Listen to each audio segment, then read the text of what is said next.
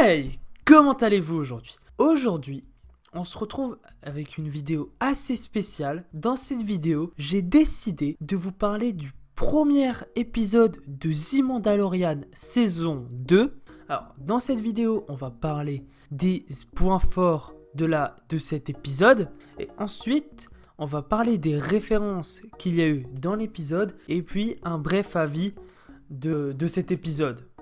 Allez, on perd pas de temps, let's go!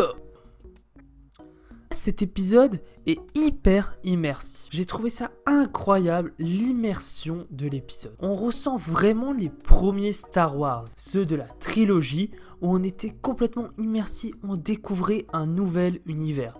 Et bah là, c'est la même avec The Mandalorian. On découvre un nouvel univers en mode Far West. Ça ne change pas de la première saison, mais c'est toujours aussi bien. Mando et Baby Yoda sont toujours aussi cool et attachants. J'adore leur relation père-fils car Baby Yoda c'est un bébé. Il est trop mignon, franchement il me fait rire tout le temps. Et Mando qui est assez sérieux mais gentil avec Baby Yoda, c'est franchement une super relation entre les deux personnages. L'ambiance de cet épisode est incroyable. Moi j'ai adoré la première planète. La planète où Mando est allé voir un cyclope. Enfin je ne connais pas l'espèce mais il ressemblait à un cyclope. Déjà le combat, il est incroyable, il est super bien chorégraphié. Et à la fin, cette ambiance, on sent une ambiance bizarre, une ambiance pesante. On sent que quelque chose nous observe. Moi au début je pensais que c'était des Jawas, parce qu'on en avait vu dans The Mandalorian saison 1 avec des yeux rouges. Je me dis c'est des Jawas, c'est normal. Et là en fait il éteint la lampe et les bestioles se rapprochent. Et en fait c'est des monstres, enfin on les voit pas parce qu'ils sont dans l'ombre. L'ambiance de Tatooine, elle est superbe cette ambiance. Une ambiance désertique comme on retrouve dans la première saison, dans le désert. Il y a eu aussi une super bonne idée sur Tatooine, c'est d'avoir enfin mis des hommes de sable gentils. Théoriquement, ils sont pas gentils, mais ils ont trouvé un terrain d'entente entre les villageois, les hommes des sables.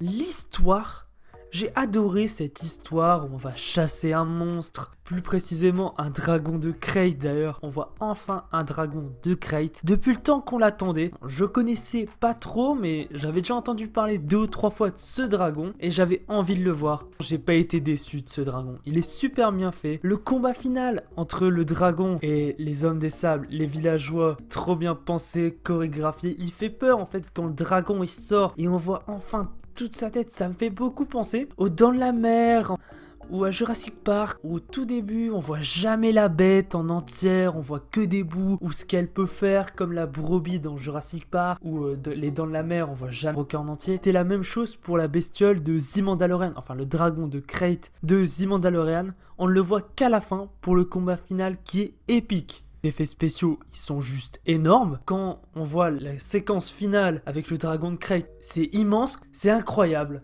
Mais les mises en scène aussi, elles sont trop bien faites. Quand le dragon de Krayt, il arrive dans le village, on se dit mais c'est quoi ça? Et c'est trop bien tourné, c'est incroyable. Les musiques, elles sont hyper mémorables, comme dans le premier. Elles sont toujours aussi bien. Il n'y a pas eu beaucoup de nouvelles choses à part le thème principal, mais c'est le meilleur, enfin c'est l'un des meilleurs thèmes de Star Wars.